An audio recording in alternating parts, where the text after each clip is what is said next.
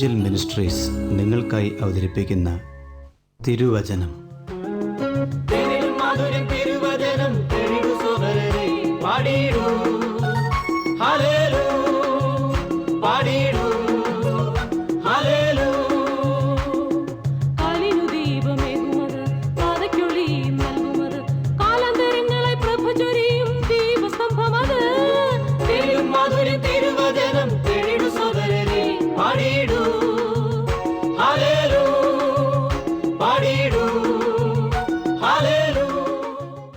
ഇന്ന് നമ്മോട് ദൈവവചനത്തിൽ നിന്ന് സംസാരിക്കുന്നത് Suviseshakan James M Thomas Nedumbassery.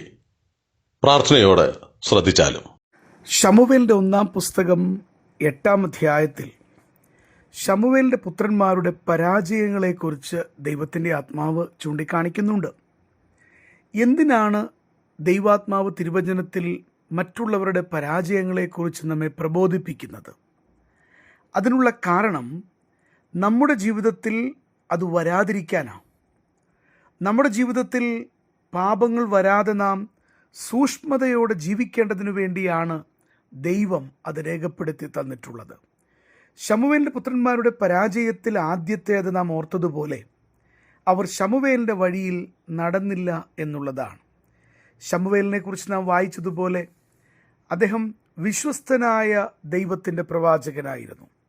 Than മുതൽ ബേർഷേബ വരെയുള്ള ഇസ്രയേലൊക്കെയും ശമൂവേൽ യഹോവയുടെ വിശ്വസ്ത പ്രവാചകനെന്ന് ഗ്രഹിച്ചു എന്ന് തിരുവചനം രേഖപ്പെടുത്തിയിട്ടുണ്ട്. നമ്മുടെ ജീവിതത്തിൽ സ്വർഗത്തിലെ കർത്താവ് വിശ്വസ്തത ആഗ്രഹിക്കുകയാണ്. അങ്ങ് ശ്രദ്ധിക്കുന്നത് ഇവാഞ്ചൽ മിനിസ്ട്രീസ് ക്രമീകരിക്കുന്ന തിരുവചനം എന്ന വചന പഠന പരമ്പരയാണ്. ശമൂവേൽ 1 പുസ്തകത്തെ അധികരിച്ചുള്ള 77-ാമത്തെ എപ്പിസോഡിലേക്ക് ഹൃദയപൂർവ്വം അങ്ങേ സ്വാഗതം ചെയ്യുകയാണ്. എന്തായിരുന്നു ശമൂവേൽ പ്രവാചകന്റെ പുത്രന്മാരുടെ 2ാമത്തെ പാപമായി അല്ലെങ്കിൽ കുഴപ്പങ്ങളായി വേദപുസ്തകം രേഖപ്പെടുത്തുന്നത്? 3-ാം വാക്യത്തിലേക്ക് വരുമ്പോൾ നാം ഇങ്ങനെ വായിക്കുന്നു: ശമൂവേലിന്റെ പുത്രന്മാർ അവന്റെ വഴിയിൽ നടക്കാതെ ദുരാഗ്രഹികളായി കൈക്കൂലി വാങ്ങി ന്യായം മറിച്ചു വന്നു.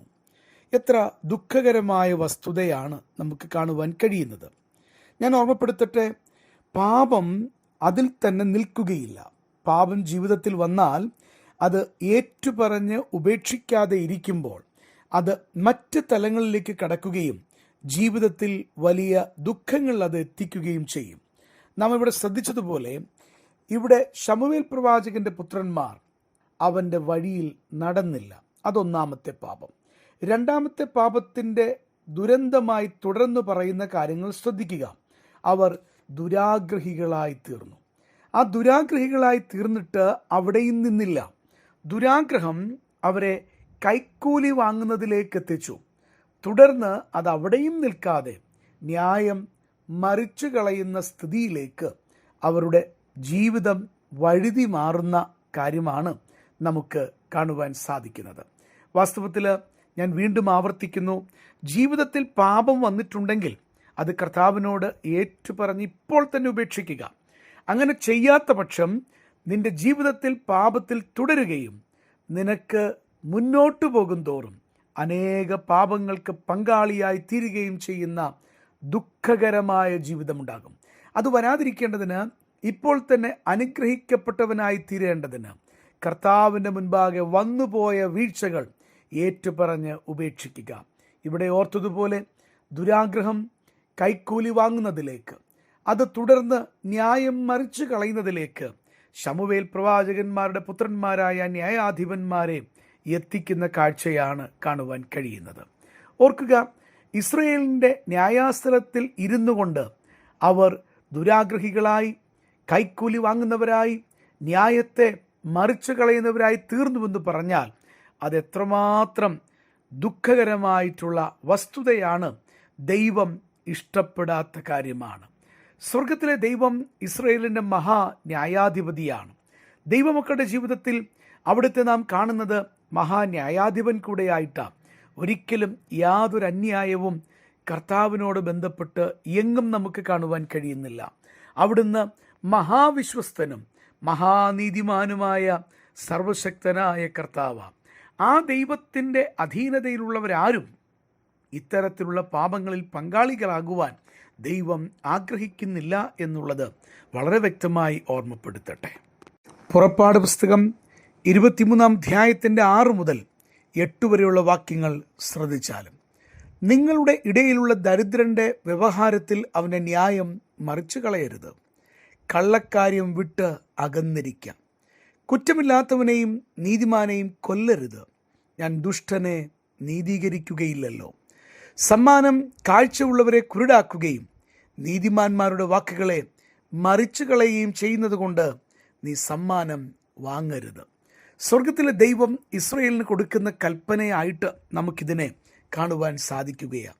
ഇവിടെ വളരെ വ്യക്തമായിട്ട് അന്യായത്തിന് ദൈവം കൂട്ടുകൂടുകയില്ലെന്നും ദൈവം അന്യായത്തെ വ്യക്തമായി വെറുക്കുന്നുവെന്നും രേഖപ്പെടുത്തിയിട്ടുള്ള ഈ ഭാഗമാണ്. അങ്ങനെയാണെങ്കിൽ ആ ഇസ്രായേലിന് ഇപ്പോൾ ഉള്ളതായിരിക്കുന്ന അഥവാ നാം പഠിക്കുന്ന വേദഭാഗത്തോട് ചേർന്ന് വരുമ്പോൾ ശമൂവേലിൻ്റെ പുത്രന്മാരായ ഈ ന്യായാധിപന്മാർ എത്ര വലിയ തെറ്റാണ് ദൈവസന്നിധിയിൽ ചെയ്തുവെന്നുള്ളത് നമുക്ക് കാണുവാൻ കഴിയുന്നു. എന്നെ ശ്രദ്ധിക്കുന്ന ഓരോരുത്തരോടും ചോദിക്കട്ടെ, അങ്ങയുടെ ജീവിതത്തിൽ ന്യായമല്ലാത്ത എന്തെങ്കിലും ഉണ്ടെങ്കിൽ അത് കർത്താവിന് ഇഷ്ടമല്ല കേട്ടോ.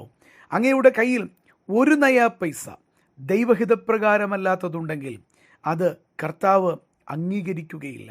അതിന് അങ്ങ് ആ പാപത്തെ ഉപേക്ഷിക്കാതെ എന്തെല്ലാം പരിഹാരക്രിയ എന്ന നിലയിൽ പലതും മറ്റുള്ളവരെ കാണുക ചെയ്താലും സ്വർഗത്തിലെ ഹൃദയമറിയുന്ന മഹാന്യായാധിപൻ അങ്ങയിൽ പ്രസാദിക്കുകയില്ല. എന്നാൽ ഈ സമയം ജീവിതത്തിൽ കുറവ് അങ്ങനെ വന്നു പോയിട്ടുണ്ടെങ്കിൽ ഏറ്റുപറഞ്ഞുപേക്ഷിപ്പാനായിട്ട് കർത്താവിൻ്റെ ആത്മാവ് അങ്ങയെ ബുദ്ധി ഉപദേശിക്കുന്നു. തിമോഥെയോസിന് 1-ാം ലേഖനം 6-ാം അധ്യായം 10-ാം വാക്യത്തിൽ ദൈവപൈതലിന് തരുന്ന മുന്നറിയിപ്പ് ചേർത്ത് പറയട്ടെ. ദ്രവ്യാഗ്രഹം സകലവിധ ദോഷത്തിനും മൂലമല്ലോ.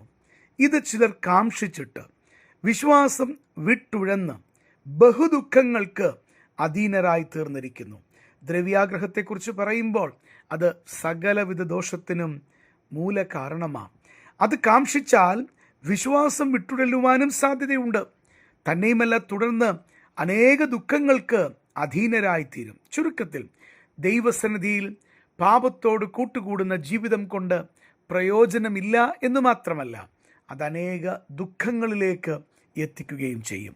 ഇവിടെ ഇതാ ഈ ന്യായാധിപന്മാർ, ശമൂവേലിൻ്റെ പുത്രന്മാർ, അവർ ദുരാഗ്രഹികളായിട്ട് കൈക്കൂലി വാങ്ങി ന്യായം മറിച്ചു കളയുന്നവരായി അവരെ കാണുമ്പോൾ എത്ര ദുഃഖകരമായ കാര്യമാണ്. നമ്മുടെ ജീവിതത്തെ വിശുദ്ധിയിൽ സൂക്ഷിപ്പാൻ ഈ ചിന്ത മുഖാന്തരമാകട്ടെ എന്ന് പ്രാർത്ഥിച്ചുകൊണ്ട് വാക്കുകൾ നിർത്തുന്നു. തമ്പുരാൻ അങ്ങയെ ധാരാളമായിട്ട് അനുഗ്രഹിക്കട്ടെ. ഈ സന്ദേശം ശ്രദ്ധിച്ച എല്ലാ പ്രിയപ്പെട്ടവർക്കും കർത്തൃനാമത്തിൽ നന്ദി. ബൈബിൾ കറസ്പോണ്ടൻസ് കോഴ്സിൽ ചേർന്ന് പഠിക്കുവാൻ ആഗ്രഹിക്കുന്നവർ മേൽവിലാസം അയച്ചു തന്നാലും പ്രാർത്ഥനാ വിഷയങ്ങളും അറിയിക്കുമല്ലോ.